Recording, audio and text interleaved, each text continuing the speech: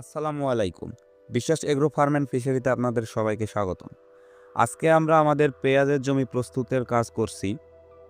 এখানে সারগুলো দেখতেছেন, সেগুলো আমাদের পেঁয়াজের জমি প্রস্তুতের সময় প্রয়োগ করা অতি জরুরি।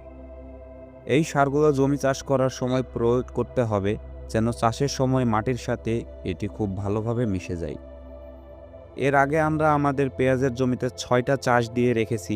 আজকে শেষ ২টো চাষ দিয়ে জমিতে চাষের কাজ সম্পন্ন করব। এবং জমি চাষ শেষে ২টা কাজ করতে হবে, যেটা পেঁয়াজের জমির জন্য অতি গুরুত্বপূর্ণ। তা হলো জমিতে মই দিয়ে মাটি সমতল করে নেওয়া এবং জমির ভিতর দিয়ে পানি নিষ্কাশনের ব্যবস্থা তৈরি করে রাখা এবং পানি দেওয়ার সুবিধার্থে জমির ভিতরে ছোট ছোট লাইন টেনে রাখা।